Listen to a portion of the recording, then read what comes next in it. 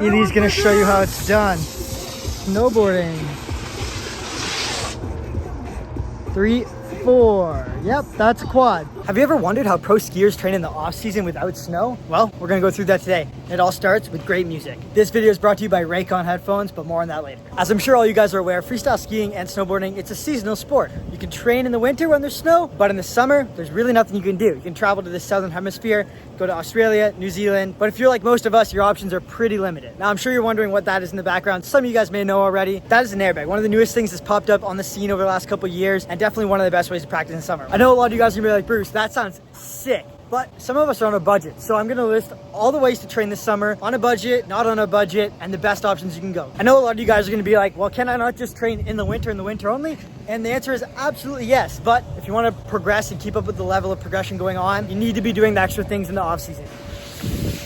I would say about 50 to 60% of what people learn is actually coming in the off season, especially at a high level. With that being said, we're gonna go through everything, listening to some badass music with these Raycon headphones. Let's dive into it. All right, so the first and most effective way you can train in the off season is this thing right here, trampoline.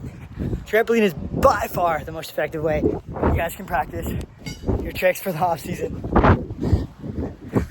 Let me explain why. Pull. Oh my God. So I personally believe that trampolines like this one here and that one over there are the best way you can possibly train in the off season, simply because you can put the most miles in on it, has the least toll on your body, relatively the least expensive option for training. You don't have to go build a summer setup. You don't have to go airbagging all the time. And you can just put miles in and miles in and miles in. The other amazing thing about trampolines is that the more you get better at, your risk of injury goes down a ton. Once you get into spinning and doing off-axis tricks on skis or snowboard on snow, the better air awareness you have, the least likelihood you're gonna fall in a bad way that's gonna compromise you or you're gonna get an injury. I personally am doing tricks up to like trip 18 and stuff like that, and I'm not worried about landing on my head. Yes, maybe I'm gonna fall, but I know I have good enough air awareness built up from trampolines like this and this over the years that no matter what, I'm gonna be able to bail out to a somewhat safe position and not directly on my head. Trampolines like this right here, you can get for a reasonable price, and it's an amazing way to get started and just learning the basics of all your singles. Super tramps like that right there, or Olympic trampolines, you can go to facilities like gymnastics clubs that have them. There's also other freestyle and other trampoline parks that have great places like this. They also usually have foam pits and stuff for you to practice as well. Now, ideally, when you're working on your bigger tricks, you have access to a trampoline like this, so you can work on them a little bit more effectively and take them to your feet. However, you can learn all the way up to like dub 10s, dub 14s, and everything like that on a trampoline like this. Whether you can take it to your feet or not, you can work on the progressions and everything as well. Let me show you. All right, so even though I can't take my dub 10 to my feet on a trampoline with this much height, I can still work on my technique, my vision, and everything else. So I get my feet up, I land, pull over, and to my feet. And that right there is a good progression and a good way to get into the feeling of doing a dub. And even though it's not super tramp where I can take to my feet, I can still practice the motion and get the feeling of it. Whereas on the super tramp, we can practice the bigger tricks and put them together a little bit more. Same idea, same concept, just a little bit more height to actually get things around.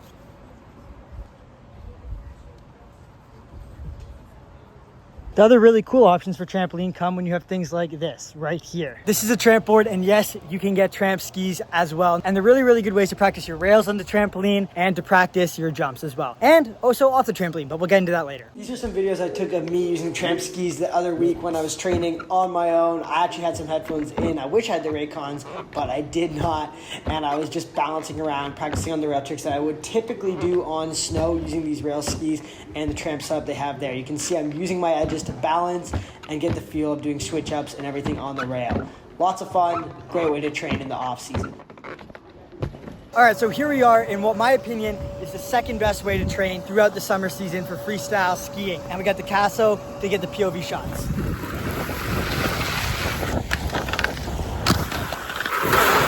Wow.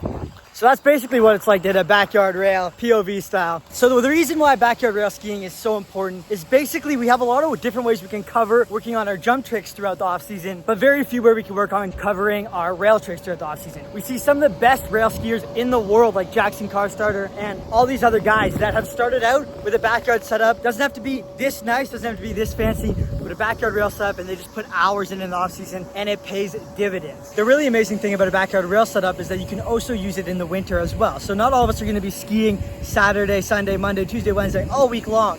Some of us are only skiing on weekend. But if you have a rail setup at home, you can also use it in the winter and in the summer and just put in those extra miles and make you a rail god. Let's get some hits in.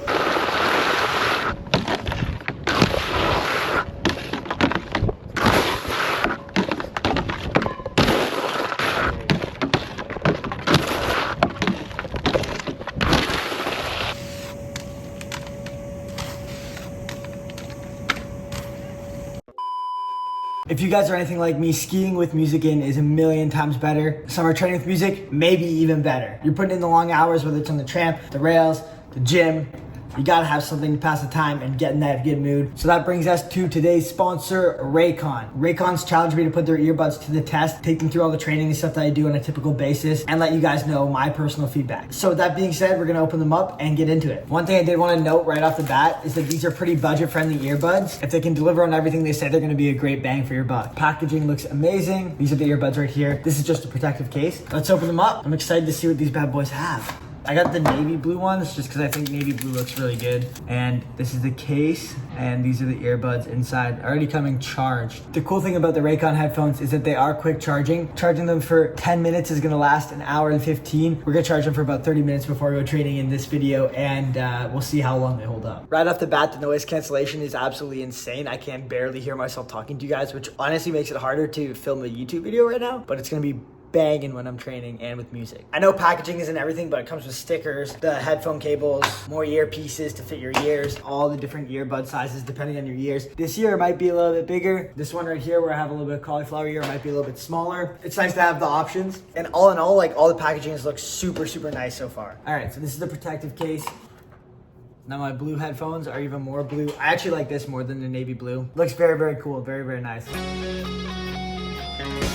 I threw on a little sweet child of mine in the elevator on these bad boys just to test them out before I got out here to film this because I was too excited, and wow, they absolutely blast. I'm really blown away with the bass and just the actual sound. I wanted to try them out going to get coffee before we put them to the actual test, like doing all the sports and activities today, which you guys probably saw me doing some earlier in the video, and then absolutely smash it at the gym. The gym is so loud and noisy here, so noise cancellation is going to be money.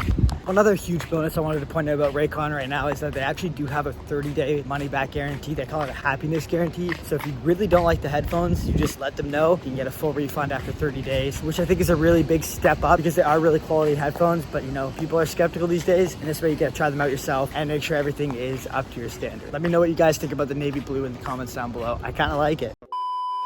Number 3 on the list of best ways to train in the summer as a professional freestyle skier or snowboarder is airbags. There's lots of controversy around whether they're good for the sport or not, but for safety, learning new tricks, getting repetitions in without getting injured, especially in the off season, something like this is the best you could possibly do. Usually they're typically a little bit more expensive and few and far between. This is the only one in Canada at the moment. You do have to keep that in mind. However, there's other very similar options like water ramps and also flat landing airbags that you can practice on in the summer, spread out across the country, that are great backups for something like this. So I was training on this setup this morning and I actually took some videos for you guys already, but I wanted to come up to the very, very top here, get some videos of everybody else training and talk a little bit more about how you can benefit from all of these things put together. The amazing thing about landing airbags is that you have the ability to mess up without the fear of getting injured. But the reason why I think trampoline is the most important thing you can do is because you don't have to travel all the way to a facility like this. And if your trampoline tricks are absolute garbage, they're not gonna translate over to the jump no matter how good of a skier you are. What's up, bud? Dude, I'm Bruce #1's man. He's gonna do a sick trick for you guys. No matter how good you are at skiing or snowboarding, it's gonna be a million times easier to learn all these tricks if you can do them on trampoline already. So if you spend the majority of your time working on trampoline stuff and skills, when you get to a facility like this or just on snow in the winter season, it's gonna translate over way more. Edie's gonna show you how it's done. Snowboarding. 3, 4. Yep, that's a quad. And as you just saw, you guys can do quads on a jump like this. No problem.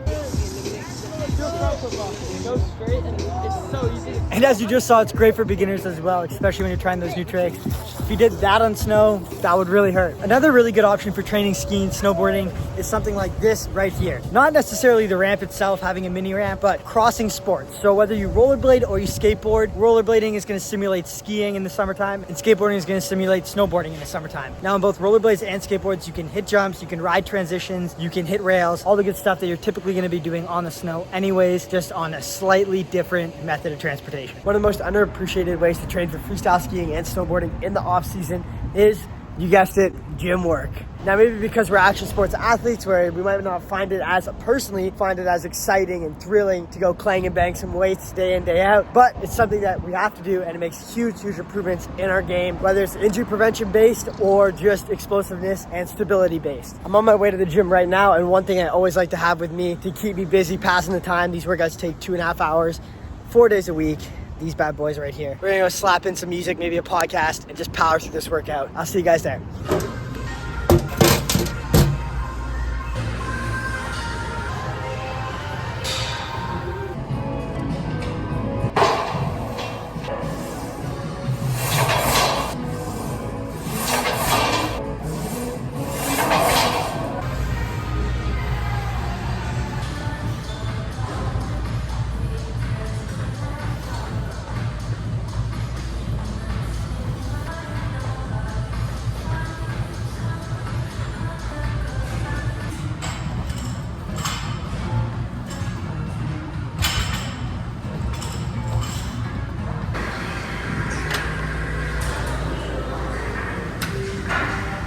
All right, so we're back at the pad and we are gonna go over, I don't know why I held up the mat there, but we're gonna go over some of the more typical, easier ways you guys can train for skiing and snowboarding at home or in your backyard for that matter. Not necessarily the big ticket items like the airbag, but these are gonna make a big difference as well if you put the miles in. So kicking things off right here, we have this bad boy. As you guys can see, full screenshot of Whistler Parks. This might look familiar because it's from the same company as the Tramp skis. And ideally you would have Tramp skis to use for this as well. However, I don't have a pair here at the moment, and I wanted to show how easy it would be for you guys to build something like this or practice your tricks on something similar. The reason why something like this is so important for practicing rails is A, you do have to balance on it. It is thin and it is a lot harder than it looks. And B, you can work on visualizing your tricks and you can work on the technique of your tricks. A lot of people when they hop on rails for the first time, especially in the winter, they're learning their first rail tricks, their first rail grinds.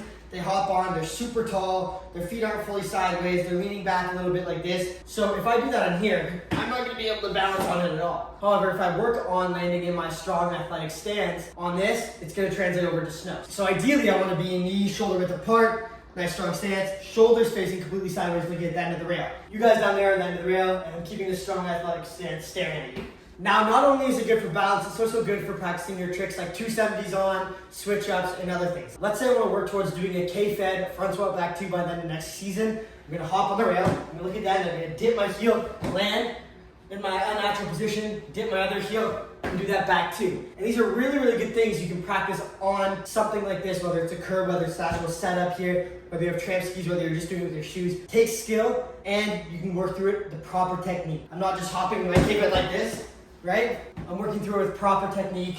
Boom, boom, boom. Very, very important to use these things. Again, 270s on, stuff like that. You can easily make these adjustments here on this rail, get the practice in, get the reps in, it's gonna translate over to snow. Now, another quick thing I wanted to bring up right here is this is a very similar setup. I'm looking at it right here on Amazon. Buy a slack line. Lots of people like myself and other professional skiers have used slack lines in a similar manner to what we just did over there to build their balance and build their rail tricks over the course of the summer. And you can buy a slack line right here for literally $30, $40. I'll link it down below, but like, come on guys. It's really a no-brainer to train. Another really great option to training at home that is gonna come pretty easy and low budget for just balance and overall ability is this bad boy right here. So this is a balance board. And you can use it many different ways. You can use it just to improve your balance and everything like that. How I've actually been using it is to prevent injuries, which I'm gonna show you right now. Basically, making sure my landing mechanics are better so I land even weight through both feet. Now you can do this by hopping on your balance board and getting into a deep squat position. If you can do squats on the balance board while evenly distributing your weight, your landing ability and your landing technique is gonna be a lot better. A lot of people land with all their weight on one foot. This is gonna really change that. And also for snowboarding, obviously it's gonna help with your rail balance a ton because it's basically exactly how you're gonna be grinding rails on a snowboard. Now I know we've mentioned some pretty like heinous ways to train throughout the off season. All of them are very, very viable. One thing I wanted to bring up that I think is also very important as well is just visualizing going through tricks mentally and preparing mentally. I'll show you what that looks like in a second. I personally will visualize all of my contest runs up to almost 100 times before the actual event, and it just really, really gets the technique into your head properly. And if you're able to visualize a trick or a run in first person and in third person, it's just gonna make it that much easier when you go to do it. So I'll typically pop in some headphones for when I'm visualizing tricks. I'll even usually play the music I'm gonna listen to when I'm actually skiing doing the contest, just to get in the same headspace. And let's say I'm doing a contest run, for instance, that looks something like this. So I'm visualizing myself spinning into the rail, landing on the rail, bouncing to the end, pretzeling out, coming into the first jump feature. I'm doing a dub 10, so I practice my set. I come around, I'm grabbing, holding the grab, coming through, landing. Maybe we have another rail feature next. I'm doing the other way, spin, forward in, land, switch. We're coming into the last jump switch. I'm gonna do a switch, dub, Cork 12, We're gonna set the exact same as we would on snow and on tramp or on the airbag. Bring our feet up, wrap around, grab, pull through the trick, come around, stomp the trick. Obviously, you know, if I have that music playing, maybe I am dropping into a certain song, I'll hit play right before I visualize myself dropping in. Or you can do this with just individual tricks as well. But trust me when I say this is gonna be a huge game changer for you. All right, guys, I hope that helps you understand what kind of goes into training at a professional level for freestyle skiing and snowboarding in the off season. Lots of work goes in, and you have to be creative on what you can do and what you can train with, especially when you're beginning. When you're beginning, you usually have less access to the better resources to train. So you have to do the extra things like, balance board, maybe it's just visualizing more, all that good stuff. It is really important, and it's going to be what makes a difference in your career going from one level to the next level. I just hope you guys enjoyed this video. Big shout out to Raycon for sponsoring it. If you guys have any questions for me skiing related, let me know down in the comments below, and I'll see you in the next one. Deuces.